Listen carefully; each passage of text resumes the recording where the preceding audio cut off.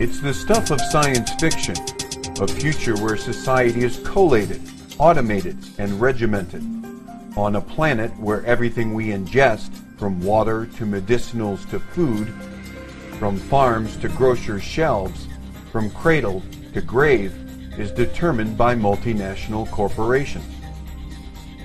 Some would call this progress, a necessity in this technocratic world. Others dismiss this view as naive and see dark designs behind the machinations of a growing international bureaucracy, which they believe is overseeing a power grab by the wealthiest companies on the planet. Many reject these beliefs as one part conspiracy theory and one part lunatic fringe. But it is not a fantasy, not at all, and the angst is justified. A shadowy international body, Codex Alimentarius, sanctioned by the United Nations, is where the political and economic battles are being waged for the future of the food and medicine supply. It is there where multinational corporations have lined up in an attempt to influence international regulations, and where they hope to sign exclusive contracts to feed and care for the masses worldwide. In America, the FDA stated its intentions long ago. They intend to harmonize food and health care, along with Big Food and Big Pharma, at Codex. If there's a higher corporate good to be served by breaking the law, by having the FDA work with the Codex and try and drag the U.S. into this nightmare, then they're all for it, and they're doing it. They do so far away from the scrutiny of a disinterested media.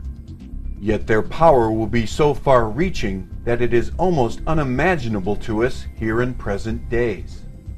This would be like the ultimate reaching of government into our personal health lives, which would be unbelievable. And not even our government, some, bureaucratic, diffuse, multinational, secretive government. If they succeed, healthcare, and indeed our lives, will never be the same.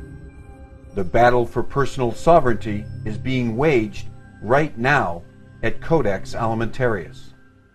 These FDA bureaucrats meeting on distant shores will support increasing internationalization and harmonization of our domestic legislation to the international legislation and international standards and guidelines that are being formulated by Codex and other international bodies.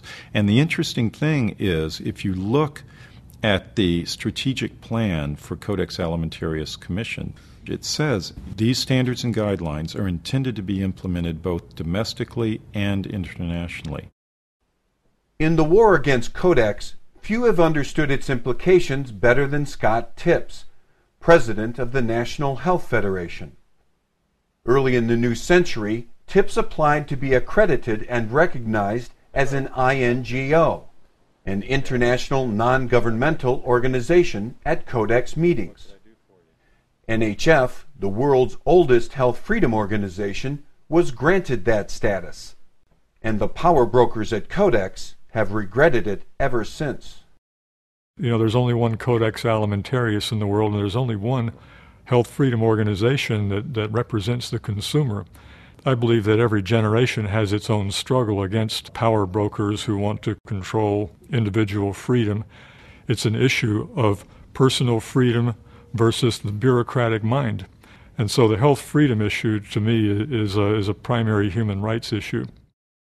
NHF has been at the forefront of the battle for medical freedom of choice since the beginning, challenging the FDA and Congress at every turn to preserve the rights of consumers. If Codex rules are adopted worldwide, though, it will become virtually impossible to use dietary supplements therapeutically, because dosages will be too low, and synthetic ingredients would replace natural sources. There has been a concerted effort to try and limit the amount of vitamins and minerals in dietary supplements for some time now. What they want are the recommended dietary allowances, which are simply the minimal amount to prevent deficiency diseases like rickets and beriberi and pellagra and scurvy. So if they can be successful, we would obviously not be able to achieve therapeutic doses or even prevent disease. At each Codex meeting, NHF has been fighting the Commission's designs to create what they term safe upper limits on vitamins and minerals. One of the questions that's asked is, why is there a movement to establish an upper limit on the dosages of dietary supplements, vitamins, and minerals? And we do ask that question because we're asking, where are the dead bodies? Where is the mortality? We went back and looked at the poison control data. Certainly no deaths in the last 8 years reported by the Poison Control Centers of America. So dietary supplements are the safest consumer products that we can find, and certainly they're being mischaracterized as somehow unsafe to the public, that the public needs to be on guard in taking dietary supplements. And I think this is just a mischaracterization that must be stopped.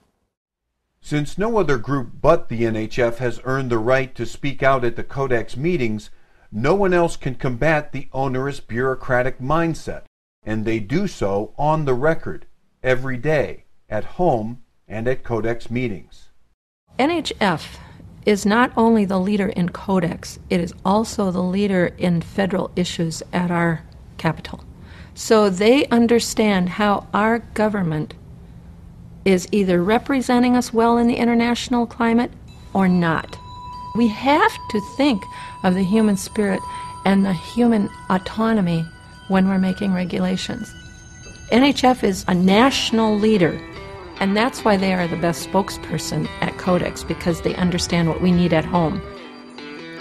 As we stare at a future where genetically altered crops and processed food are the norm, as we face the prospect of our health being hijacked by government bureaucrats who are in league with corporate power brokers, we need the real truth in order to act. NHF is the only health freedom organization with the right to sit down at the Codex table. And this is a key difference. It's one thing to attend a Codex meeting. Anyone listening to this could attend a Codex meeting, but you don't have the right to make a difference there. You don't have the right to participate. You don't have the right to speak out on important issues. And that's what we can do at these meetings, is we can do all of that. We can speak out, we can interact, we can make a difference. And we do make a difference. As a movement of people who demand more health freedoms, not less, we must insist that facts constitute the dialogue on health freedom issues. We need to know whom we can trust. We need integrity. These are the principles upon which the nation's first health freedom organization was built. 6 decades later, the National Health Federation stands tall, in the states, at Codex, and wherever the fight for health freedom needs to be waged. Over the past half-century, many have come and gone, but the NHF is still the torchbearer for medical freedom of choice worldwide. They have been there for all of us. They have been our champions, and now, more than ever, they deserve your help.